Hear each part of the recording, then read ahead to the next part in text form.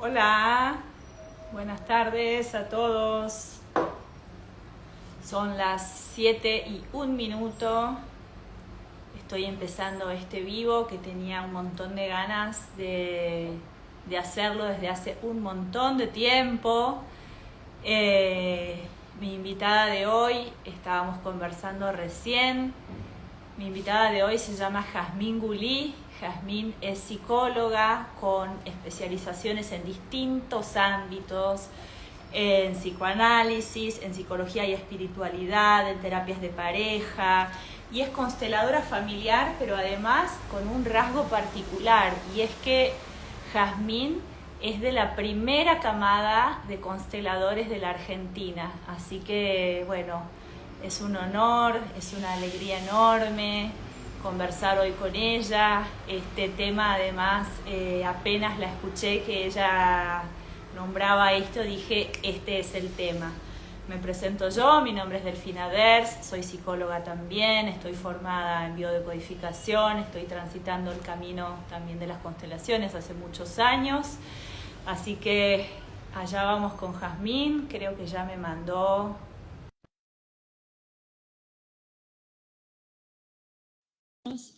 Este es uno de ellos.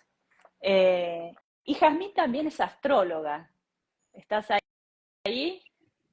Acá estamos, hola, Hola Jazmín, ¿cómo estás? todo muy bien. Yo sigo sin verte, Ay, no, todo ¿no me negro, ves? pero Recién acabamos de hacer una conexión de prueba y primero me veía y después no. Bueno, no sé. bueno, las personas que están aquí presentes, lo importante es que te vean ellos, A ver, preguntemos si alguien nos ve y nos escucha bien a los dos, a las dos. porque recién cuando hablabas y me presentabas, muchas gracias por tu presentación. Ahí yo te veía cuando estabas en pantalla completa. Bueno, ahí dicen que nos ven a Ah, las dos. perfecto. Natalia, gracias. Bueno, no sé qué decirte. ¿Querés que intentemos de vuelta o No, conversamos sigamos. así? Lo importante es que las personas que están ahí, que están participando, nos ven y yo recuerdo tu cara. ¿Mm? Es más, nos hemos sacado fotos juntas. La estaba buscando para subirla ahora en estos días, no la encontré. Pero Ay, bueno, la tengo en algún lado. Yo te conozco, bueno, como una referente, te conozco de talleres, de constelaciones, con Joan Garriga, bueno, he leído algo de tu recorrido, me intriga también mucho, ¿no? Como este camino que has hecho tan diverso, considerando que tenés esta profesión que a veces puede ser un poco cerrada, la psicología, sí, y te has ido abriendo a nuevos saberes y a nuevas riquezas, lo cual te da, me parece que un rasgo muy particular, ¿no? Una mirada muy, muy particular.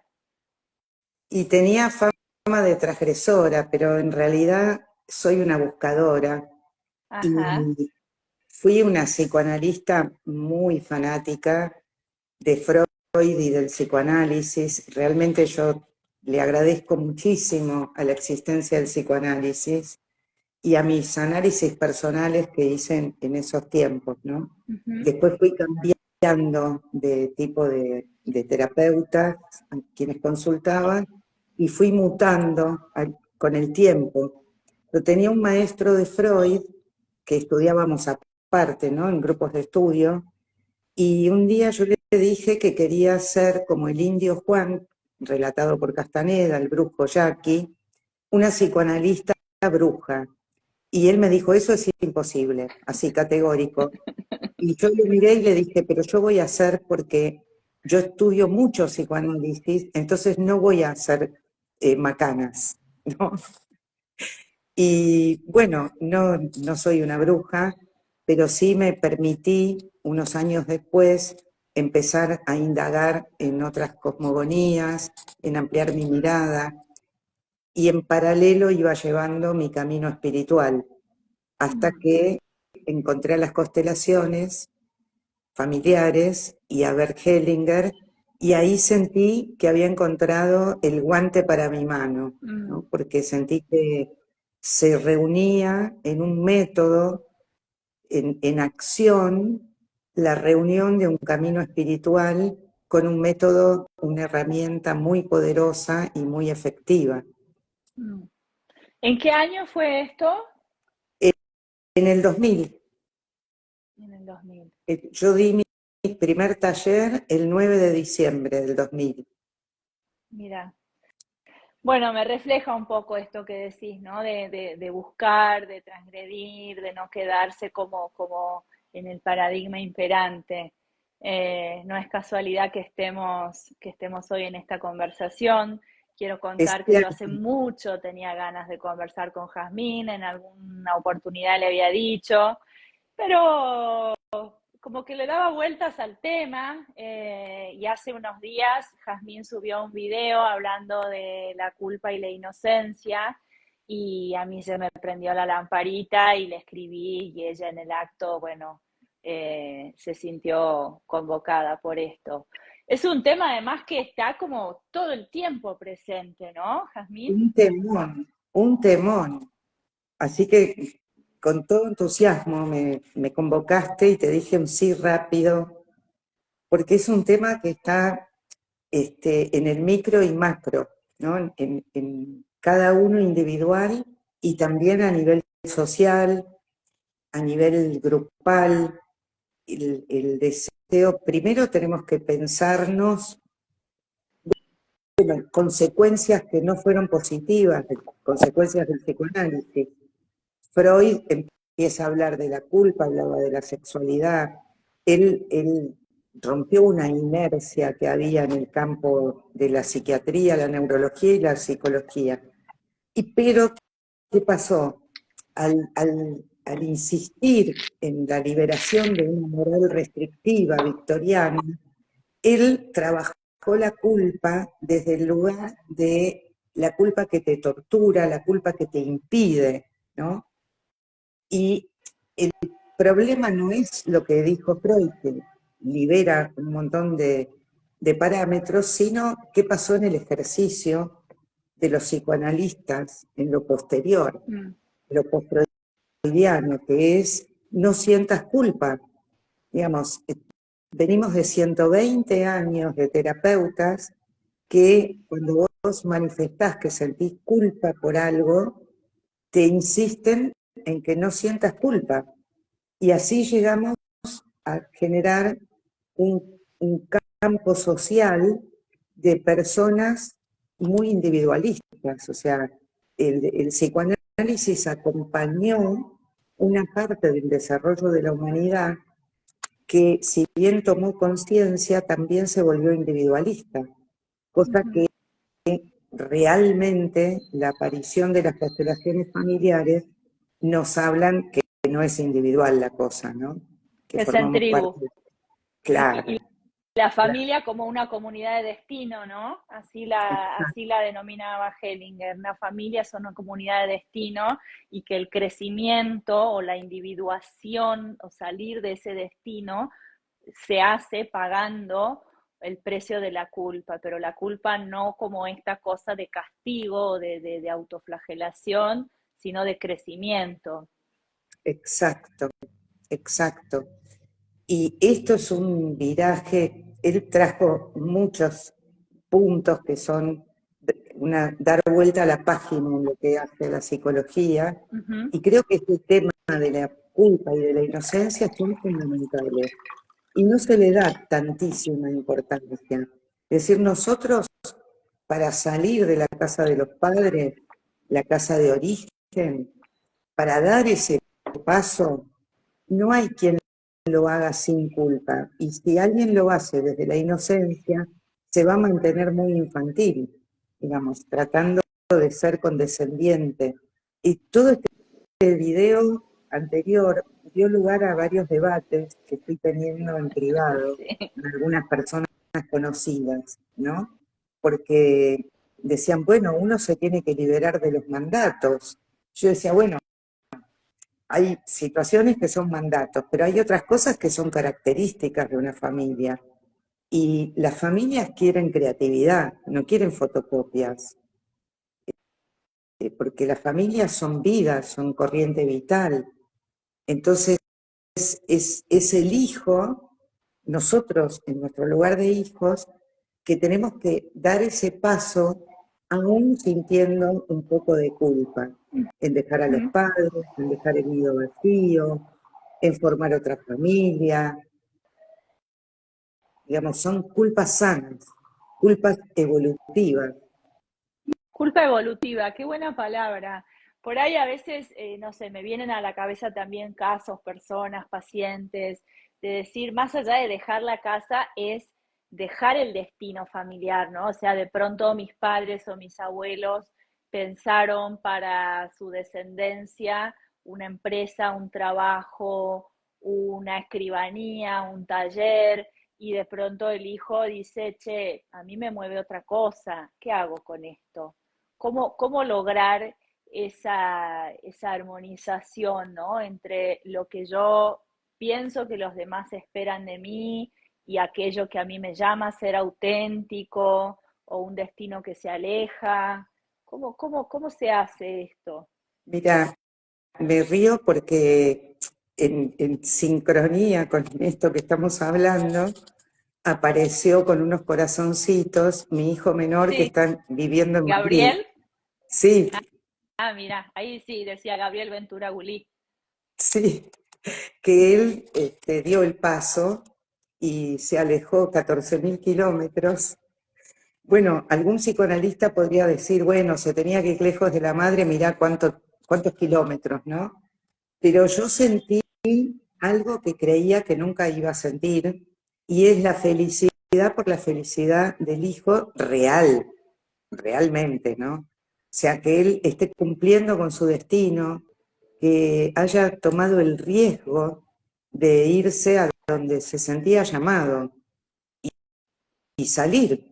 Seguramente lo hizo con un poco de culpa, deja a sus padres un poco mayores, porque no es que se fue cuando yo tenía 50, se va cuando yo ya estoy más grande.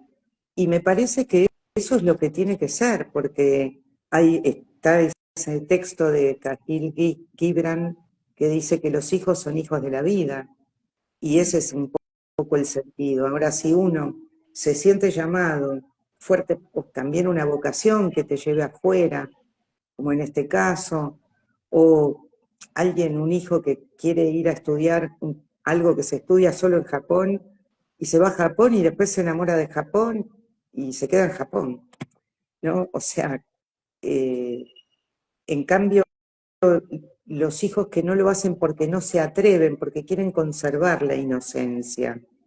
Y uno pierde la inocencia cada vez que hace un acto creativo, porque uno queda expuesto. ¿Cómo es esto? Es Uno queda expuesto. impactante, ¿no? Un Uno acto pierde la creativo. inocencia cada vez que uno hace un acto creativo. Impacta la idea. Y sí, porque mira, Delfina, si vos haces copias, no sentís, o sea, vos te mantenés en la inocencia. Si vos haces algo creativo, estás produciendo un cambio, estás haciendo algo diferente, o algo diferente para vos y tu familia. Yo recuerdo cuando publiqué mi primer libro, que por cámara aparece al revés el texto, con este Amor teléfono, delivery. Ah, sí, sabía, sí. Ahí tu hijo te con manda mensajes de amor. Ah, mira qué lindo. Gracias, Gaby. Y cuando salió el libro, con esta tapa que yo no estaba de acuerdo, con un teléfono rosa, fucsia, eh, bueno, la editorial decidió, yo era novel, era mi primer libro, y cuando salí a la calle con el libro que ya estaba en la calle, me sentía expuesta, Mm, porque justamente la escritura te deja expuesta y queda ahí. Hay un párrafo en el segundo libro, que es el que vos tenés, el de sí. Constelaciones Familiares, hay un párrafo que después te busco la página y te digo, que yo estoy en desacuerdo, y lo escribí yo hace 13 años, entonces, pero estoy ahí, digamos, eso entonces yo tengo que cargar con eso que escribí y esperar una nueva edición para poder explicar que hoy no estoy más de acuerdo en eso. Pero si yo me hubiera muerto, eso quedó ahí. Uno Ujú, no queda expuesto. Uno no es inocente cuando hace una obra. ujú. Uno no es inocente, esto lo que conversábamos unos minutos antes de conectarnos, ¿no? Un poco como este sentido entre, no sé cómo diferenciarías vos inocencia, ingenuidad, ¿no? O sea, por qué lugares distintos van por el mismo lugar, qué significa, ¿no? ¿Qué papel juega la intencionalidad aquí? Hablábamos también de, no, bueno, lo hice sin intención, o bueno, las dos somos psicólogas y de pronto decís, che, alguien se enfermó y no vino a la consulta y te dice, ay, bueno, pero no es mi culpa enfermarme. Y como, y anula la capacidad de responder, ¿no? La persona se pone como en este lugar de estado niño y dice, no tengo por qué responder, yo soy inocente. Exacto. Pero me Bueno, parece que nos pasa también a nivel social, ¿estás de acuerdo? sí, a nivel social Un pasa muchísimo. montón, Yo me atrevo más a hablar de nuestra sociedad argentina. sí. Hay un nivel de inocencia, de quedar en la niñez. Digamos, nos Ujú, cuesta madurar y también hacernos cargo. Bueno, tengo que hablar en plural porque formo parte de la Argentina, ¿no? Pero de hacernos cargo de las decisiones y de situaciones de las que todos somos responsables por las elecciones que hicimos o porque nos miramos para otro lado. Tenemos una responsabilidad social que no vemos. Ahora me tenté con la diferencia entre ingenuidad e inocencia. Y justo la estuve hablando ayer con una paciente en la consulta, porque en un momento le dije que había sido ingenua y me dice, pero también inocente, me dijiste. Entonces, la inocencia como la estamos hablando acá, la estamos hablando desde un marco teórico, que es el ujú, marco teórico de la filosofía de Bert Hellinger. Y dentro de este marco está la inocencia, es no hacerse cargo, no hacerse responsable y andar por la vida esquivando la incomodidad de la culpa. La ingenuidad es lo que es propio de los niños o de personas que esquivan el mal, ¿no? No, no le ven el mal a nada, se creen, están emparentadas la ingenuidad y la inocencia, ¿no? Pero es poder creer en peces de colores o entrar en campos de ilusión mm, con la ingenuidad mm. cuando somos Campos adultos. de ilusión. Sí, Ujú.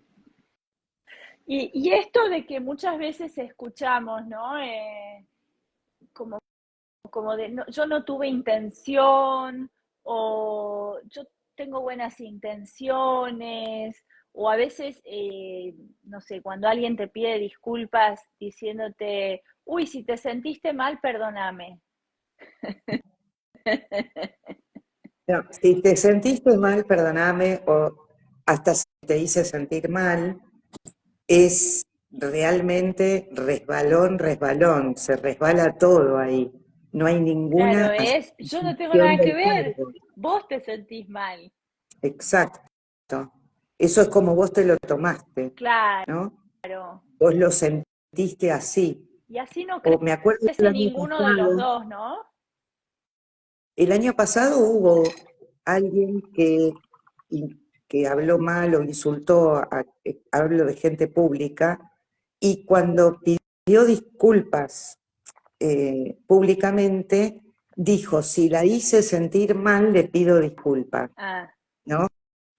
Sí la hice sentir mal, pero ahí es exacto lo que vemos en lo cotidiano.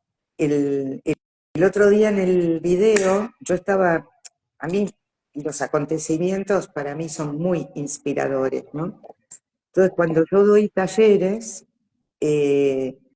las personas completan el pago el día del taller y envío por escrito un contrato. El taller es el sábado, hasta el miércoles, a un horario exacto, podés avisarme que no vas a venir y no tenés que agregar el pago del taller. Pero si después de ese horario vos me avisás que no vas a venir, te tenés que hacer cargo.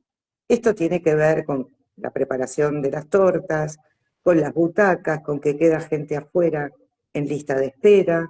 Entonces yo tengo que tener un tiempo para poder comunicarme con esas personas. De todas maneras, no tiene por qué importarle al participante por qué le digo eso. Yo anuncio eso, si estás de acuerdo, Es tu te envío, marco.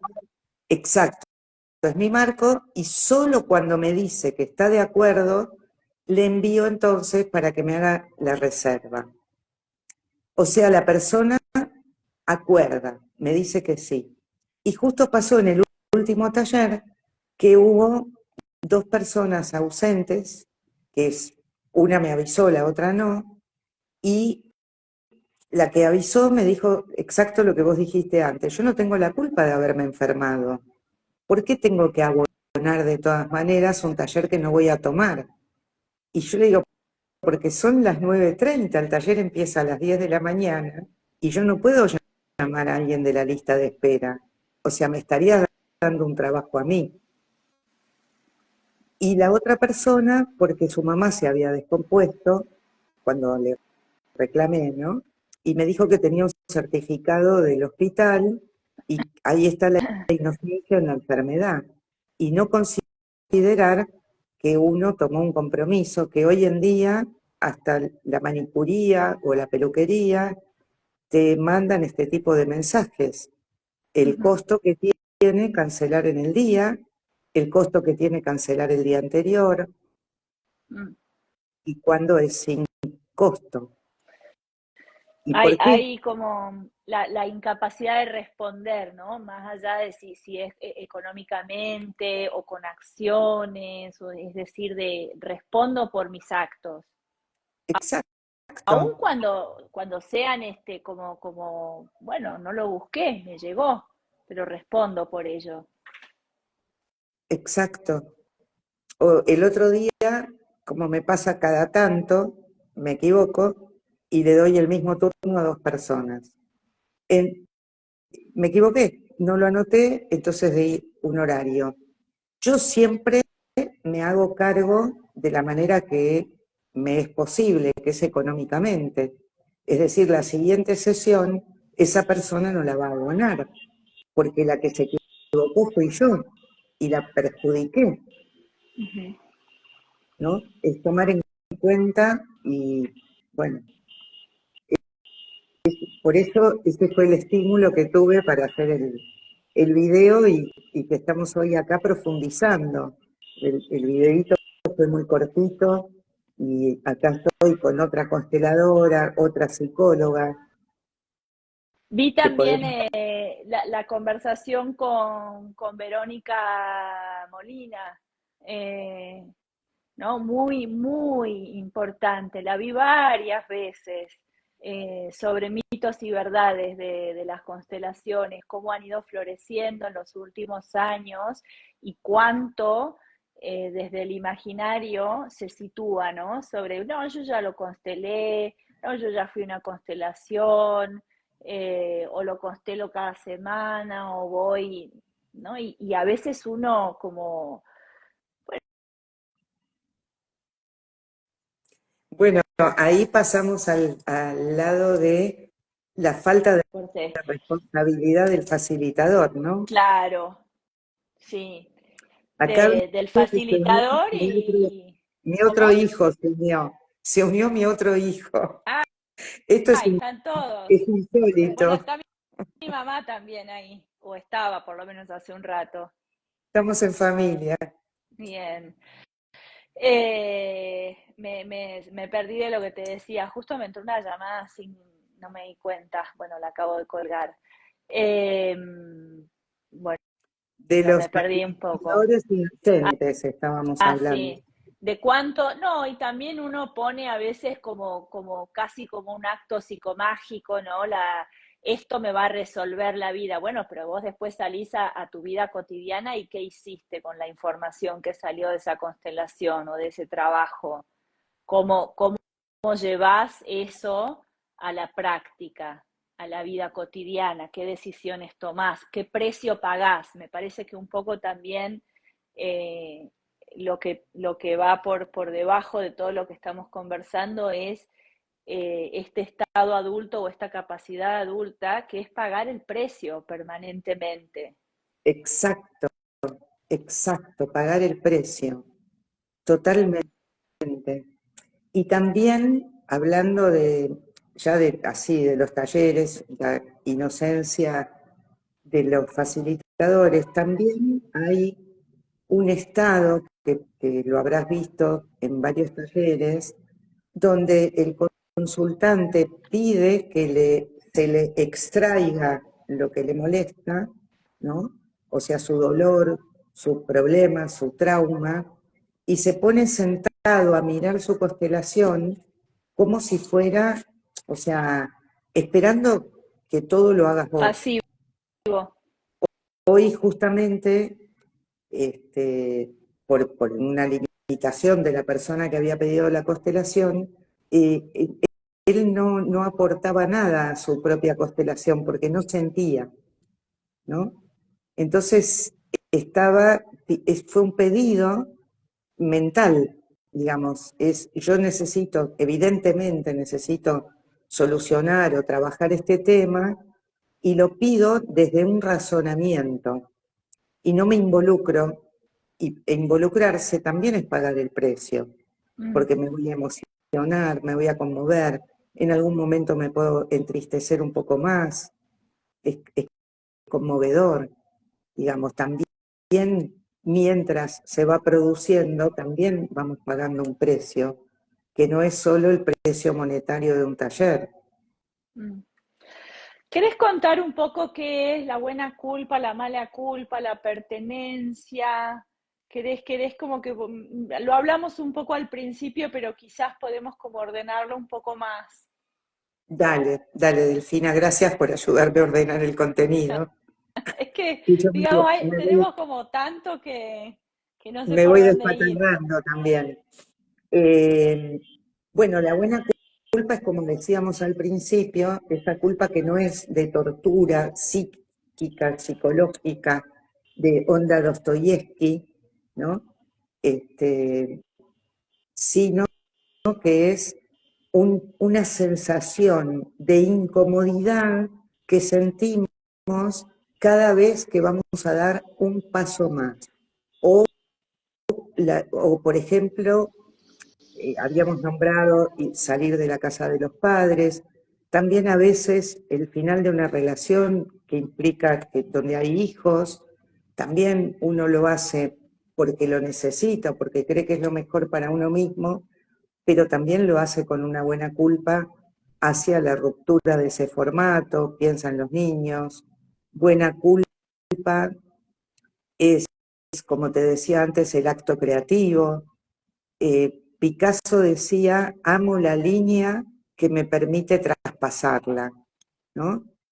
Picasso debe haber sentido culpa de pasar de la pintura figurativa al cubismo. Mm. Todo inicio, ¿no? Bueno, Hellinger no era psicólogo, así que no debe haber sentido culpa de crear las constelaciones por ahí. Pero nosotros, los que veníamos de una cosmogonía o de una operatoria establecida, también pasar a ser consteladora, yo lo hice con una sana culpa. También es sana la culpa si te hice un daño, si te lastimé, y me hago cargo y siento la culpa. Por eso, dentro de esta cosmogonía, no pedimos disculpas, ¿no? Porque si yo te pido que vos me retires la culpa, yo me quedo livianita, no paso al arrepentimiento y seguramente con esa liviandad puedo volver a hacer lo mismo. Pero no hay un registro, no hay una incorporación y por lo tanto no hay un crecimiento. No Porque lo no veo, llegas a no lo mantener incorporo. exacto, no lo incorporo, exacto, Delfina, es el verbo justo. Porque si yo me quedo con un poco de culpa, seguramente mi actitud, mis acciones posteriores van a ser más cuidadosas. Pero yo puedo decir, bueno, realmente, Delfina, lo siento, te lastimé sin querer, no me di cuenta que lo que te hice te podía doler tanto, lo siento mucho. Y vos podés hacer así y punto. Dejarme a mí con esa sensación. Pero aunque no haya querido, te lastimé igual, Exacto, y ¿no? me voy con O el sea, peso. y ahí me parece que entra en juego esto de la inocencia y la ingenuidad. Y un poco, a veces nos autoproclamamos buenos. Yo soy inocente, yo soy del bando de los buenos, porque yo tengo buenos sentimientos. Y Ahora te vamos al parás, bando ahora se, vamos al bando se de me los acaba buenos. de ir, miro para el costado, bueno, vos no me ves, pero miro para el costado porque tenía el documento escrito en la computadora de las preguntas y se me acaba de ir, así que ahora lo estoy rastreando. Bueno, Lo pero perdí. antes de entrar en los buenos y los malos, quiero insistir con el tema de la ingenuidad, Ujú. porque la ingenuidad es la ingenuidad de la ilusión. Cuando yo no estoy viendo, es decir, si yo eh, tengo, se me presenta alguien con una investidura de maestro espiritual o de gurú, y yo con ingenuidad me entrego a la guía de esa persona. Es distinto, levemente, pero es distinto de la inocencia. Ahora, Ujú. ¿cómo, siguiendo al mismo gurú, al maestro espiritual, soy inocente, o sea, tengo la ingenuidad de seguirlo y de no chequear? Y con esa ingenuidad, yo conozco un caso auténtico y verdadero de una persona que le entregó a su gurú una suma muy, una suma enorme de dinero y ella se quedó en la calle. Entonces, bueno, el maestro espiritual, por supuesto que no siente culpa, y ella no asume que estuvo ingenua al creer en esta persona y además toma la inocencia de no haber percibido. Entonces, el dinero que era para criar a sus hijos, ella lo invirtió, digamos, entre comillas, en este maestro y después se sentía inocente ante los hijos porque no tenía plata para pagarles las cosas. Ujú. ¿Queda más o menos clara la leve diferencia entre inocencia e ingenuidad? Me parece que sí, no sé acá si la audiencia, la teleaudiencia, les queda claro. Eh, y en esto, no sé, digamos, si entrar un poco en esta pregunta o no, pero pensaba también si a tu criterio la justicia en la Argentina, donde vivimos las dos, eh, mira un poco, ¿no? Estos dos lugares de víctima, de perpetrador y este lugar de reconciliación y reconocimiento e incorporación. Yo te hice un daño. ¿Te parece que tiene, que se puede generalizar, que no? ¿Qué pensás de eso, Jazmín? Acá dice alguien, sí, dice, es claro lo que dice Jaz. Bien. Eh, bueno, justicia e injusticia son temas delicados Mm. porque la injusticia es una sensación, aunque muchas veces es una realidad desde el punto de vista humano. Yo creo que es tan misterioso el por qué y el para qué suceden ciertas cosas, pero en el plano nuestro terrestre, humano, donde una persona que comete un delito tendría que ir presa, creo que no hay ecuanimidad por ahora en nuestra justicia, que está bastante corrupta, digamos. Me atrevo a decir que está corrupta. Sabes que hay un video, perdón, te escucho, sí. Sí, decime, No, decime. era un poco, hay un video que es como, ¿viste Verónica Linás, la actriz esta de comedia? Bien, que está conversando con dos amigas y dice, ah, no, la infidelidad de tu marido es lo mejor que te puede pasar. Y la intervención de la otra le dice, claro, porque te da a vos carta blanca para hacerle vos también infiel. Es como un sketch gracioso, ¿no? De humor. Y Verónica le dice, no, dice, porque a partir de ese momento lo podés trapear o defenestrar o humillar todo el resto de tu vida, ¿no? Un poco como a veces, qué dinámica genera el daño que te hago, la culpa, la inocencia, mira qué inocente soy, mirá cómo vos me jodiste la vida con el daño que me hiciste y entonces a partir de ahora, y me parece que se empieza a gestar también el lugar del indignado ahí, puede ser. Y en lugar de él, Indignado. sí, vos trajiste de soslayo el tema de víctimas y Mm, perpetradores, que se toca con esto, con la indignación, porque por supuesto que existe la víctima y existe el victimario o perpetrador, existe.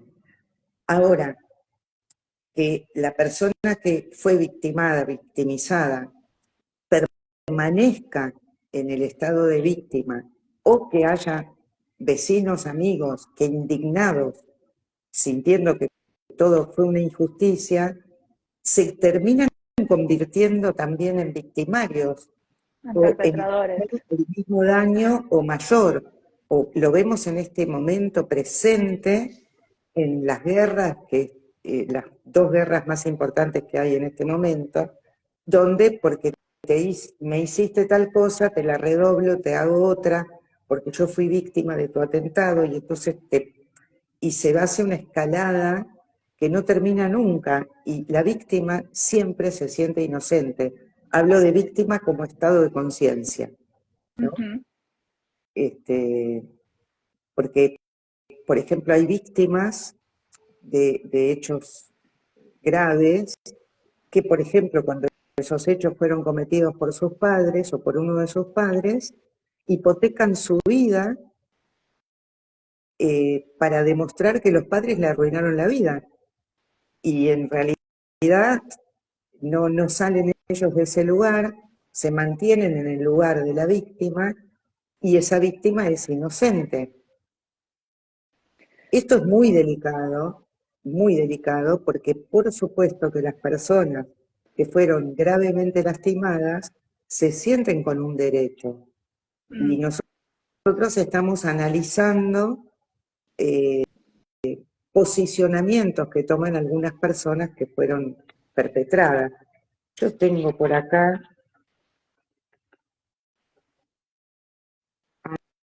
algo. Para poner un poco en contexto a la gente que se está uniendo, estamos conversando con Jazmín Gulí, que es psicóloga y consteladora, sobre la culpa y la inocencia. Entonces estamos rondando y bailando y atravesando estos temas. ¿Qué es lo que querías compartir, Sí, Jazmín? que una persona cuando está enferma o la está pasando muy mal porque está saliendo de una situación traumática o fue agredida fuertemente, dice, yo la estoy pasando muy mal. Entonces, a partir de que la estoy pasando mal, yo no puedo ni salir de mí, ni nada. Me hago la persona inhabilitada. Por supuesto que en el momento que acaba de suceder, esto tiene fases, ¿no? Es natural, es lo mismo que un dolor de diente.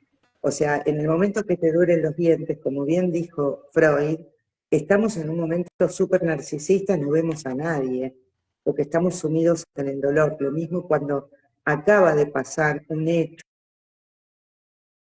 estamos nosotros mismos. ¿Cómo? Perdón, justo me Ahí se me pensé que se me cortó. había... ¿Me ves? No, no te veo, pero no te escuché lo último. Que te decía que justo me entró una llamada y se me cortó el vivo con vos. Ah, Me quedé hasta que cuando una persona está con un fuerte dolor de dientes, está en un momento narcisista de mirada hacia sí mismo. claro, porque no puede mirar a otro porque es lo único que le importa. O si acabas de ser víctima de algún hecho, también ese primer momento, que es la fase de lo que está pasando ahora, este, uno está con toda la energía puesta sobre uno y se siente, por supuesto, con la inocencia de eso. Ahora, pasa el tiempo, si no cambias de fase, integrando la experiencia que tuviste y sintiendo que sos parte y que aunque sea misterioso el para qué te sucedió y que te sucedió, no lo podemos cambiar porque ya sucedió. Entonces, necesitas hacer un camino, pasar de una fase a la otra Ujú. y dejar de estar victimizado, porque esa victimización es la que puede producir que te conviertas en un victimario. ¿No? Cuando uno dice, las personas dicen, a los chorros habría que matarlos a todos porque ese chorro pasó en moto y mató a mi hijo. Esto, si vos lo decís el día que sucedió o a los 2 días, entra dentro de lo esperable, dentro de ese primer rato de impacto, pero no correspondería que vos mantengas ese estado y salgas a matar ladrones. Mm. Ahí es donde la víctima inocente se convierte en victimaria y además se siente inocente haciéndolo porque está haciendo justicia. Es muy delicado y muy sutil, pero es así. Qué clarito esto que estás diciendo y me parece que también algo que no sé si con cuánta claridad quedó es esto que trae Hellinger que puede resultar polémico y es que llegado el caso todos somos capaces de ejercer daño.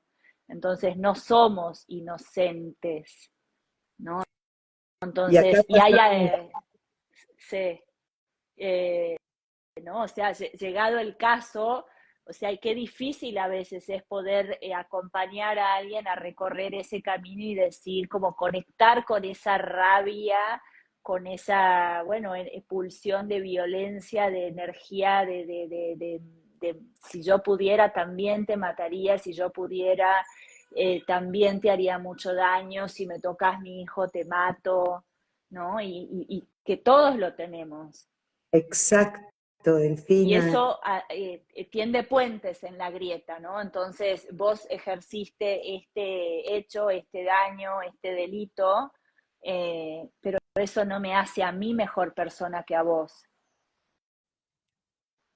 qué importante que te traigas esto, Delfina, porque ahí está la grieta entre buenos y malos, yo me Mm, quedo enrolada en los buenos, los malos están del otro lado, y poder establecer estos puentes de reconocer que yo también soy capaz de ser mala o de hacerle daño a alguien y que además lo he hecho, o sea, porque consciente o inconscientemente no hay quien no lo haya hecho.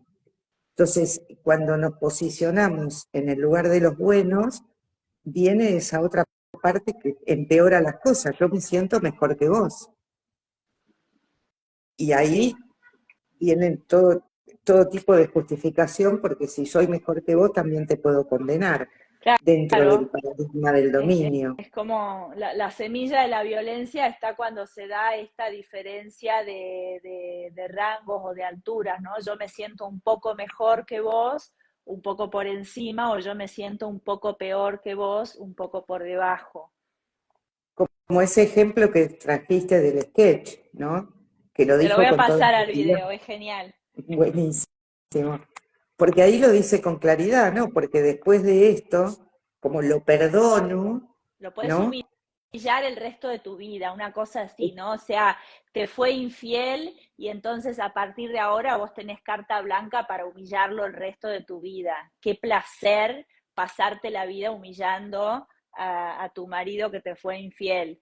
Y Y así cuánto lo vemos a eso en consultorio, ¿no? un Y, montón, y, un y la montón. persona, esto que vos decías, toma esa posición casi rígida de atropellado por la vida, ¿no? Y desde ahí cuánto daño hace y cuán poco se involucra en poder mirar a los demás. Y es que ahí lo hace desde la inocencia. Yo lo puedo humillar porque él me hizo esta. Y eternizo una acción en donde yo paso al reino de los malos, pero con inocencia.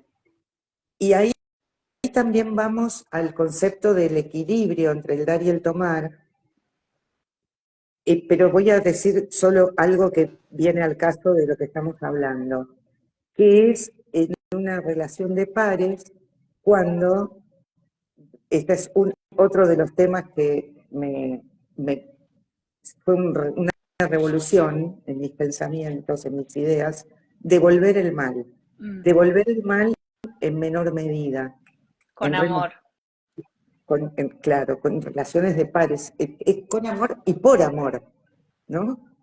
Y yo me acuerdo eh, la primera vez que devolví conscientemente, no porque debe haber pasado otras veces, pero no me daba cuenta, la primera vez que elaboré un plan de devolución de un mal menor, cómo sentía que yo estaba haciendo un acto deshonesto o malo, o, ¿no? Era pequeñito, pero que entonces yo ya no estaba solamente del lado de los buenos y que no era solamente la víctima de la persona que me había quitado lo que me había quitado, porque yo también le quité algo mucho menor, pero también lo hice y sentí una vitalidad, Te una fortaleció, explosión. creciste. Sí, totalmente, totalmente. Y dije, Qué bien. Gracias por traerlo. Bueno, Jazmín, quedan 10 minutos y a mí me gustaría que cuentes un poco de cómo llega y cómo integras las constelaciones, la psicología, la espiritualidad con la astrología. Tengo que admitir que me parece re curioso e interesante el tema, pero yo no sabría mucho qué preguntarte acerca de astrología. ¿No? Entonces vos me dijiste, bueno, es un gran orden, podemos pensarlo desde ahí. ¿Cómo haces este camino, esta integración? bien, qué lindo, gracias por preguntarme esto. Cuando tenía 21, conocí al primer astrólogo de mi vida, que era un astrólogo predictivo, era un astrólogo Que ese que sabía mucho, era el muy paradigma, ¿no? La astrología era como una ciencia predictiva. tal. Y dentro de sus predicciones, él me dijo que yo iba a estudiar astrología y que iba a integrar la astrología con la psicología. Y me regala el primer curso de mi vida, donde cursé de abril a septiembre. Y en septiembre le dije, gracias por tu regalo, pero no me coincide, porque yo pienso psicoanalíticamente. Y a mí esto de que viene de otro lado y no del triángulo papá, mamá, niño, no me entra en la cabeza por Mm, ahora. Y muchos años después, yo después siempre consultaba mi revolución solar, o sea, el horóscopo anual, a una muy buena astróloga con quien sigo en contacto. ¿Y qué pasó? Un par de años no fui y ella eh, predijo, no sabía qué cosa, pero que iba a haber algo muy fuerte en mi familia. Y sucedió una tragedia. mm, Además, en la noche de esa tragedia, eh, yo observé que las personas que se accidentaron estaban ubicadas en un lugar del restaurante y que los que no nos accidentamos, porque estábamos todos juntos, estábamos en otras mesas. Y otros presentimientos y señales que hubo esa noche. Entonces, cuando me entero que la astróloga le había advertido a mi suegra que veía que iba a pasar algo terrible en mi familia, la llamé. Y desde ahí retomé y nunca más dejé la astrología. En este caso hubo un evento, o sea, ella lo que decía que mi familia necesitaba hacer una gran transformación vincular y lo que pasó es que como esta familia se había quedado fija, vino esta tragedia y nos disparó a todos a un cambio inevitable. O sea, yo a los 27 años quedé sin padres y sin abuelos, de la noche a la mañana. Y ahí empieza mi camino, después a los 32 años, empiezo mi formación en Casa 11, en lo de Eugenio Caruti, y ahí ya una astrología humanista, energética, y ahí es donde yo engancho lo que es un gran orden, que después cuando lo conozco a Hellinger se llamaba el gran orden. Pero vos sabés que la palabra cosmos, que es griega, sí. Cosmos quiere decir orden, orden grande. Es el gran orden, es cosmos.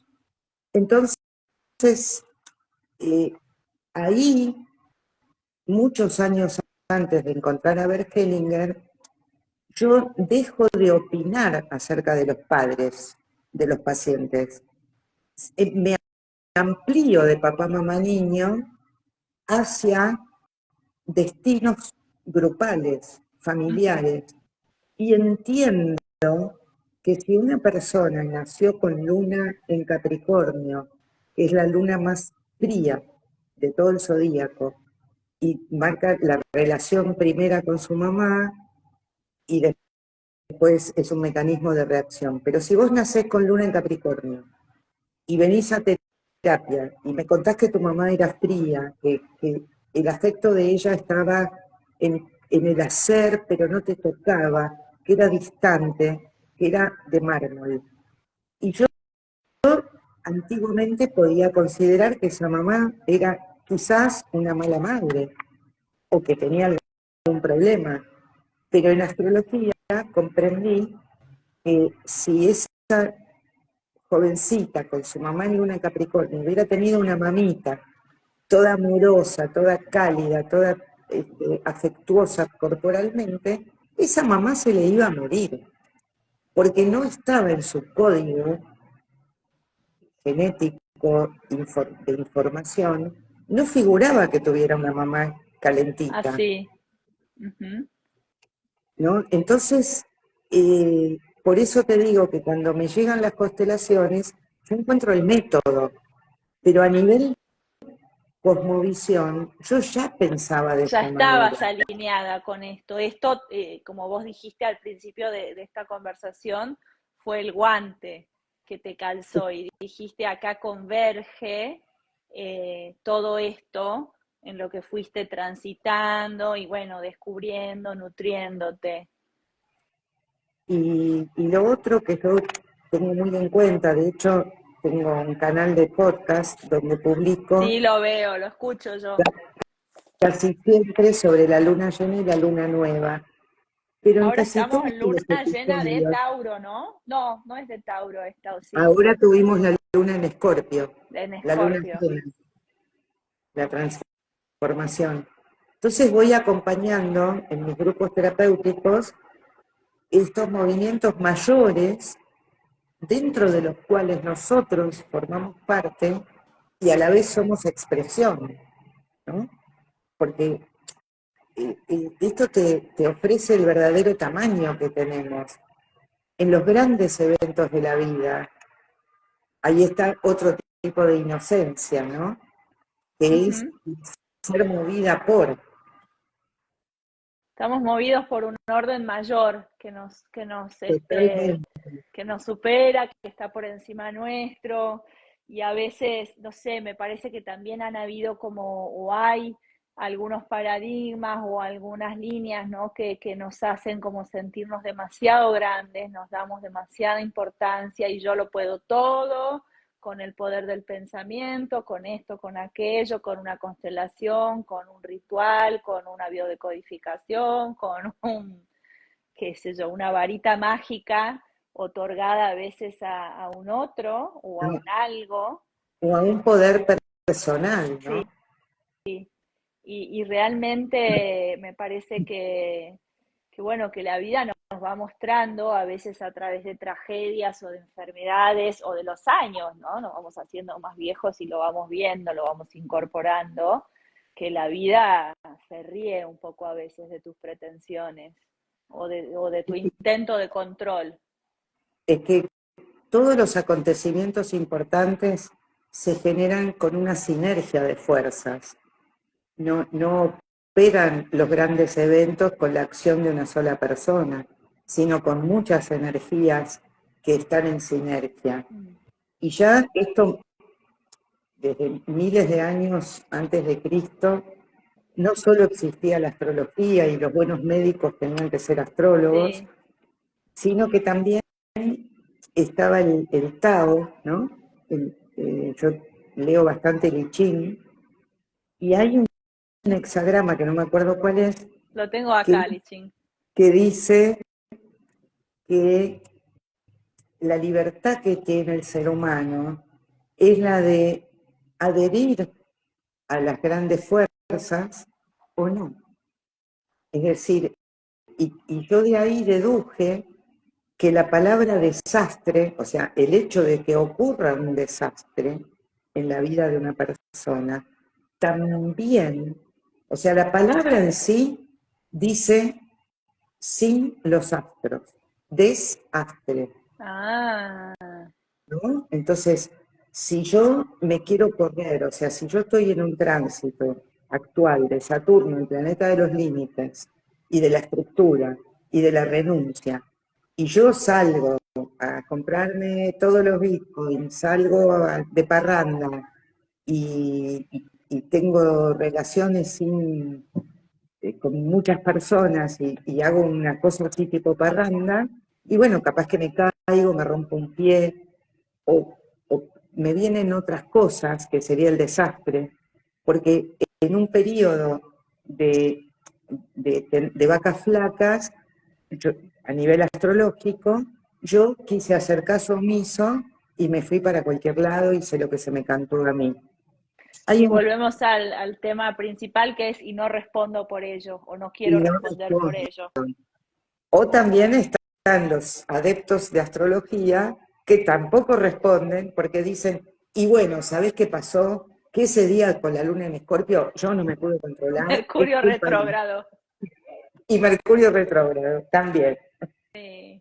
Bueno, Jazmín, ha sido un re placer, son las 8 en punto, ha sido un súper placer para mí, la gente se fue conectando, te fueron dejando ahí mensajitos lindos. Nada, me quedaría un montón más conversando, pero seguramente va a haber otra oportunidad. ¿Cómo no? ¿Cómo vos guías? Ahí se unió un compañero mío del año pasado. Vos guías grupos terapéuticos, guías constelaciones los sábados, ¿qué actividades estás llevando a cabo? Bueno, yo hago terapia de pareja e individual, presencial y por Zoom, y después tengo los GPS, que son grupos psicoterapéuticos semanales, que son por Zoom, donde incluyo toda esta cosmogonía, la filosofía de las constelaciones y todo mi recorrido como analista, como terapeuta, y doy talleres una vez por mes presenciales De constelaciones. de constelaciones familiares en Pacheco. Ujú, Hace unos años que no voy más a Capital Federal. ujú. Bien. Bueno, te pueden contactar por Instagram y ahí darás un número de contacto más cercano, ¿es así? Buenísimo, y muchas gracias, Delfina. Un placer estar en Bueno, contacto con ¿seguís vos. sin verme con la pantalla negra? Bueno, Pantalla negra. ya la grabación vas a ver que se nos ve bien a los dos. Sí, Muchísimas seguro, seguro. gracias por aceptar la invitación, por abrirte tan amorosamente. Nada, un abrazo grande y hasta pronto. Chau, chau. Y gracias a todos los presentes. Gracias a Chau. todos, gracias a Chau. todos.